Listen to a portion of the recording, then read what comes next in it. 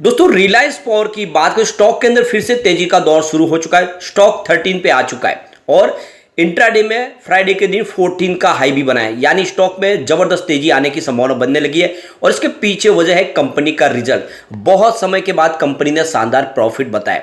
Company green energy के sector में सक्रिय है और आप समझ सकते हो कि सरकार की तरफ से बहुत सारा सपोर्ट मिल रहा है इस समय ग्रीन एनर्जी सेक्टर को। सरकार का विजन बहुत बड़ा है, 2030 तक 500 गीगावाट कैपेसिटी को पाना है ग्रीन एनर्जी के माध्यम से। उसमें रिलायंस पावर का भी बड़ा योगदान हो सकता है और ऐसे में इस स्टॉक के अंदर तेजी की संभावना बनने लगी है।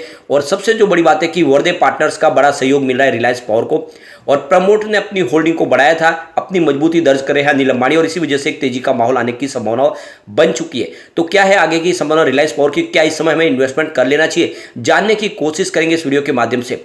दूसरी तरफ जेपी पावर को लेकर अगर देखें तो इस बार रिजल्ट में थोड़ी सी हमें कमी तो रह गई है, लेकिन फिर भी कंपनी ने लॉस को कम किया है। और यहाँ पे अब रेटिंग एजेंसी क्रिसिल ने उसकी रेटिंग को यहाँ पे फिर से लागू किया है। क्या है रेटिंग जेपी पावर की, उसको जानने की कोशिश करेंगे।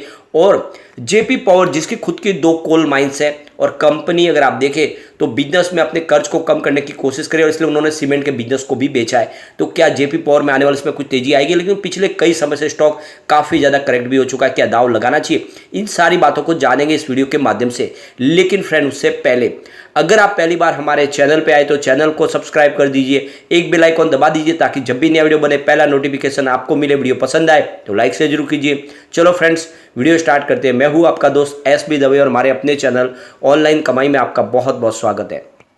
सबसे पहले रिलायंस पावर की बात करें, स्टॉक की शुरुआत 12.85 पर हुई, यानी शुरुआत फ्लैट हुई।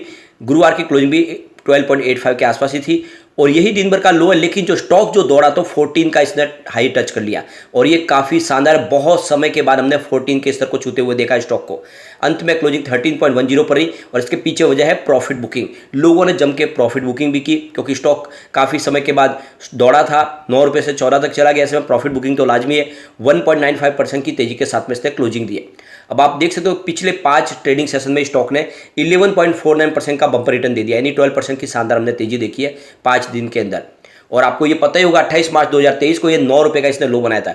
9 रुपये से स्टॉक 14 तक चला गया, यानी एक तरह से देखें तो 5 रुपये का अप मूव, और इसको हम 50% अच्छा रिटर्न भी कह सकते हैं निचले लेवल से। और ऐसे में कोई भी प्रॉफिट बुक तो करेगा ही और इसी वजह से यहाँ पे एक प्रॉफिट बुकिंग आई। लेकिन अभी स्टॉक फिर से एक नई तेजी के साथ आगे बढ़ने को तैयार हो चुका है। रिलायंस पावर की बात करें तो कंपनी आप समझ सकते हो कि दोनों ही सेक्टर में काम करती है, यानी कंपनी नॉन फॉजिल फ्यूल्स और फॉजिल फ्यूल्स दोनों में ही काम करती है।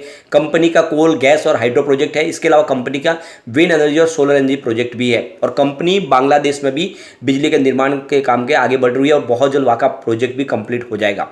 और ऐसे में अगर आप देखें तो कंपनी बहुत तेजी से आगे बढ़ सकते हैं। कंपनी के उत्तराखंड, अरुणाचल प्रदेश, हिमाचल प्रदेश सब जगह पे इस समय आप प्रोजेक्ट आपको चलते हुए दिखाई देंगे और इसी वजह से देखें तो इसमें दाव लगाने का मौका बन रहा है।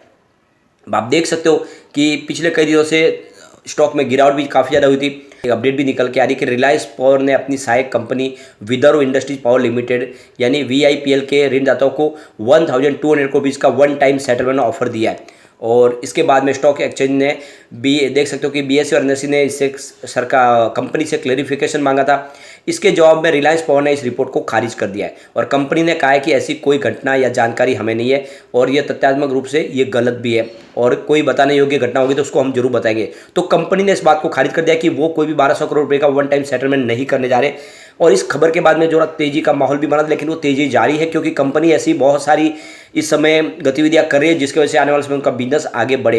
अब इसी को लेकर देखिए प्रभुदास लीलाधर के वाइस प्रेसिडेंट वैशाली पारेख ने शेयर में खरीदारी की सलाह दी है और उनका कहना है कि स्टॉक 11 के नीचे आया है, इसमें एक पुल बैक के संकेत बन रहे और उनका कहना है कि शेयर भविष्य में 17 से 18 तक जा सकता है, यानी 17 से 18 का हिस्सा देखने को मिल सकता है। तो बिल्कुल आने की संभावना है, एक दाव लगाया जा सकता है। टिप्स टू ट्रेड के आर रामचंद्रन के मुताबिक भी शेयर 14 से 15 तक जा सकता है। तो 14 तो ऑलरेडी फ्राइडे को हमने देख लिया है, तो 15 भी जाने की संभावना बहुत ज़्यादा है। तो एक नजरिया लॉन्ग टर्म का लेकर निवेश किया जा सकता है। आप इसके रिवेन्यू को देख सकते हैं, मार्च 2022 में 1846 करोड़ रुपीज़ के आसपास था। इस बार मार्च में थोड़ा सा रिवेन्यू कम रहा है 1730 रुपीज़ के आसपास रहा है। रिवेन्यू भले ही थोड़ा सा कम हो लेकिन प्रॉफिट में ज़बरदस्त उछाला है। मार्च 2022 में कंपनी को 658 रुपीज़ का लॉस था और लगातार पिछले 4 क्वार्टर में लगातार लॉस बना रहा। इस बार कंपनी को 322 रुपीज़ का ज़बरदस्त प्रॉफिट हुआ है, यानी कंपनी भारी लॉस से प्रॉफिट में आ चुकी है और ऐसे में स्टॉक की प्राइस बढ़ना तो लाजमी है। इसके अलावा कंपनी ने अपनी लाइबिलिटीज़ को भी कम कर लिया है। मार्च 2022 में जहाँ पे 49,812 रुपीज़ के आसपास थी, जो मार्च 2023 में बढ़ के 48,535 रुपीज़ के आसपास पहुंच गए। तो ये बहुत बड़ा एक शुभ संकेत है, कंपनी अंदर से मजबूत हो रही है। कैश फ्लो कंपनी का बढ़ चुका है। मार्च 2022 में जहाँ पे 21 रुपीज़ के आसपास है, जो इस समय 46 करोड़ रुपीज़ के आसपास है। कंपनी के पास कैश भी है और कंपनी ने अपनी लाइबिलिटीज़ को भी कम किया। ये सारी बातें जो साबित कर रही है कि रिलायंस पावर में एक ज़बरदस्त तेजी का दौर आएगा और ये स्टॉक कमाल करेगा, यानी आपको इस समय इन्वेस्टमेंट कर लेना चाहिए, क्योंकि अनिल धीरूभाई अंबानी के पास सिर्फ यही कंपनी जिसको वो आगे लेके जा सकते हैं। और ऐसे में इस कंपनी को आप भविष्य बहुत उज्जवल है, क्योंकि सरकार ने ग्रीन एनर्जी सेक्टर के लिए बहुत सारे सपने देखे, ग्रीन हाइड्रोजन मिशन लॉन्च किया। ऐसे में कंपनी जो विंड एनर्जी, सोलर एनर्जी दोनों ही सेक्टर में सक्रिय है, तो बिल्कुल यह स्टॉक कमाल करेगा। आने वाले समय आपको मालामाल कर सकता है और ये 3 डिजिट में जाने की भी काबिलियत रखता है, तो दाव बिल्कुल लगा लेना चाहिए। चलते हैं जयप्रकाश पावर वेंचर्स लिमिटेड की तरफ। 5.60 पर क्लोजिंग थी, जहां पे कोई अप डाउन देखने को नहीं मिली। स्टॉक की शुरुआत 5.65 पर रही। इंट्राडे में 5.55 का लो भी बना और हाई बना 5.70 का, यानी कुछ समय के लिए आपको स्टॉक ग्रीन जोन में जाता हुआ दिखाई देगा, लेकिन फिर दबाव देखने को मिला और क्लोजिंग वही के वही रही। अब देख सकते हो पिछले 6 महीने में स्टॉक में हमने 25% का निगेटिव रिटर्न देखा है। अगर हम बात करें 1 मंथ की, तो भी 4% का निगेटिव रिटर्न है, यानी स्टॉक इस समय काफ़ी निगेटिव जोन में दिखाई दे रहा है। अब यहाँ पे क्रिसिल रेटिंग ने, जो इनका एक बैंक का जो लोन फैसिलिटीज है, करीब 5,600 करोड़ का उसके ऊपर रेटिंग दी है। तो क्रिसिल रेटिंग ने देख सकते हो कि यहाँ पे BBB- स्टेबल की रेटिंग दी है, जो पहले BBB- पॉजिटिव थी। तो यहाँ पे थोड़ी सी रेटिंग आपको कम होती हुई दिखाई देगी, लेकिन फिर भी अभी भी अच्छी रेटिंग है, स्टेबल रेटिंग है। तो आप समझ सकते हो कि ये जो रेटिंग है ये क्रिसिल की तरफ से 24 मई को दी गई है, और जिसमें आप देख सकते हो कि कंपनी ने थोड़ी सी रेटिंग यहाँ पे आपको कम होती हुई दिखाई देगी, लेकिन ओवरऑल देखें तो रेटिंग ठीक है। और इसका मतलब यह है कि कंपनी अपने कर्ज को चुकाने में सक्षम है और आने वाले समय अपने कर्ज को चुका सकते हैं। मार्च 2022 की बात करें तो इनका रेवेन्यू 1,406 करोड़ रुपीज़ के आसपास था और इस बार मार्च में 1,380 करोड़ रुपीज़ के आसपास रहा है। तो थोड़ा सा रेवेन्यू कंपनी का कम हुआ है। लेकिन अगर हम कंपनी के प्रॉफिट लॉस की बात करें तो पिछले मार्च में 2.2 करोड़ रुपीज़ का कंपनी को लॉस था। आप देख सकते हो दिसंबर 2022 में कंपनी को 218 करोड़ रुपीज़ का भारी लॉस हुआ। इस बार कंपनी को 43.99 करोड़ रुपीज़ का लॉस हुआ है। तो लॉस इस बार भी जरूर है, लेकिन पिछले क्वार्टर के मुकाबले लॉस कम हुआ, यानी कंपनी फिर से प्रॉफिट में आ सकती है। यहाँ पे इसके फंडामेंटल देखें तो काफ़ी ठीक लग रहे हैं। मार्केट कैप 3,338 रुपीज़ के आसपास है। करंट प्राइस 5.60 की है, लो 5.15 का है और हाई 9.45 का है। तो अभी फिलहाल स्टॉक अपने निचले लेवल के आसपास ही है। स्टॉक का P 67.30 का है। बुक वैल्यू इसकी 15.20 है, अपनी बुक वैल्यू से ये बहुत नीचे आपको मिल रहा है। इसका ROC 5.16% है, उसका ROE 0.55% है और फेस वैल्यू 10 है। तो फंडामेंटल इसके ठीक ठाक है। अब यहाँ पे पिछले 10 साल की इसकी परफॉर्मेंस देखें तो सेल्स 10 ईयर के हिसाब से 9% पॉजिटिव था, 5 ईयर के हिसाब से 3% पॉजिटिव, 3 ईयर के हिसाब से 21% पॉजिटिव, लेकिन इस TTM 25% पॉजिटिव है। तो ये तो आप समझ ही सकते हो कि पिछले 10 साल में सबसे शानदार सेल्स इस समय कंपनी का आपको देखने को मिलेगा। प्रॉफिट ग्रोथ देखें तो 10 ईयर के हिसाब से -17% है, 5 ईयर के हिसाब से 15% पॉजिटिव है, 3 ईयर के हिसाब से देखें तो 27% पॉजिटिव है, लेकिन इस TTM 47% माइनस है। तो कंपनी का प्रॉफिट जरूर कम हुआ है और यही इसके लिए माइनस पॉइंट है। इस वजह से इसके शेयर की प्राइस भी नीचे आई है।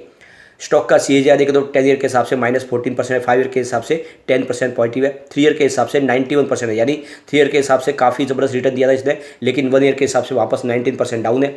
अब ROE देखें तो 10 ईयर के हिसाब से -5% है, 5 ईयर के हिसाब से 4% माइनस है, लेकिन 3 ईयर के हिसाब से 1% और लास्ट ईयर भी 1%। तो ROE में सुधार हो चुका है। कुल मिला के इसमें भी थोड़ा सा निवेश जरूर करें, रिस्की स्टॉक जरूर है, लेकिन दाव लगाया जा सकता है क्योंकि कंपनी अपने कर्ज को कम करने की कोशिश कर रही है और अभी इस समय प्राइस भी काफ़ी नीचे, तो आने वाले समय डेफिनेटली इसमें एक अच्छा रिटर्न मिल सकता है। और देख सकते हो कि 2030 तक नीति आयोग की रिपोर्ट खुद कह रही है कि कोल डिमांड पीक पर होगी। ऐसे में ये कंपनी का भविष्य मुझे अच्छा लग रहा है 2030 तक के लिए, तो दाव लगा सकते हैं। लेकिन फ्रेंड, कोई भी इन्वेस्टमेंट करने से पहले अपने फाइनेंशियल एडवाइजर से बारे ले ले या अपना खुद का रिसर्च करें, क्योंकि मैंने वीडियो आपके एजुकेशनल पर्पज के लिए ही बनाया। वीडियो पसंद आए तो लाइक से जरूर कीजिए और चैनल को सब्सक्राइब कर दीजिए। Thank you friend.